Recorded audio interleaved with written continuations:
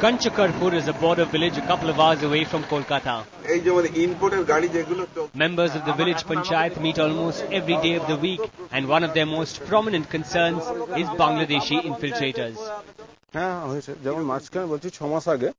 About 6 months back, an immigrant came to India with guns in a sack of sugar. He was soon let off after he had bribed the police. The panchayat members say that local political parties and the state government help Bangladeshi migrants to get Indian citizenship documents.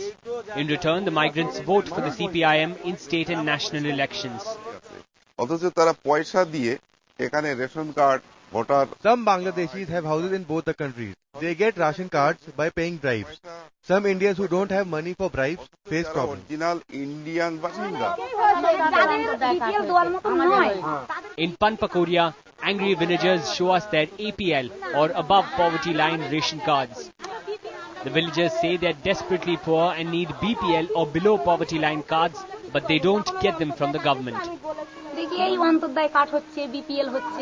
Bangladeshi migrants get the cards easily. Because we're not with the CPIM, we don't get it. CPIM cadres are helping the migrants settle down by giving them ration cards, BPL cards and money. Along the border districts of West Bengal, the presence of Bangladeshi immigrants is unmistakable.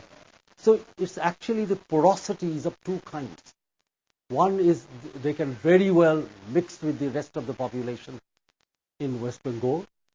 The other one is even if you look at the dialect, if you consider the dialect they speak, the children speak, you can't tell them apart. As soon as they came, they were issued with ration card. And as you have a ration card, that is a document, an identity document to get yourself as the voter list. Large numbers of Bangladeshi refugees came to India after partition. By 1948, over 12 lakh people had crossed over to West Bengal, Assam and Tripura. 60 years after independence, that number has gone up to 20 million according to the Home Ministry.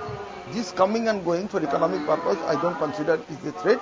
This is a major threat that I perceive about Bangladesh migrant is what they used to call the Bihari population in Bangladesh who supported the Pakistani regime. They have migrated into India and the anti-Indian attitude is still there, maybe second generation, maybe third generation, and they are the threat to Indian security. Over the last 6 decades, the demographic profile in West Bengal border districts like Darjeeling, Malda, Murshidabad and Nadia has changed dramatically. In the last 30 years, the BSF has increased its presence along the Bangladesh border.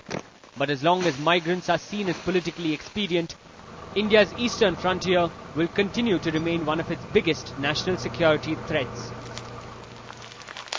In Tripura, these pillars separating India and Bangladesh are mute spectators to the infiltration across the 850-kilometer-long border in this state. Many illegal immigrants make their way to Agartala, the capital of Tripura. They cross over in the morning, drive their rickshaws and go back before nightfall. And we locals starve. Infiltration is an almost routine affair along the unfenced portions of the border.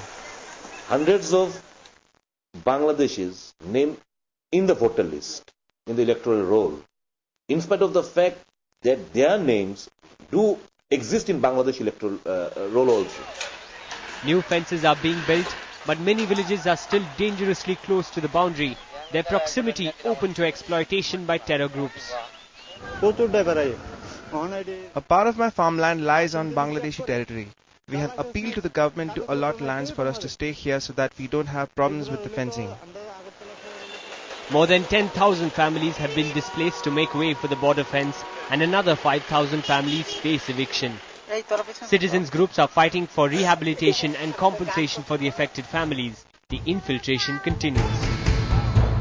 Coming up, the cattle smugglers of West Bengal, and could terror use the same trail? 50 अगर पशु हैं तो 100 smuggler होंगे और उनके साथ वो कई बार हमारे ऊपर आक्रमण भी कर देते हैं.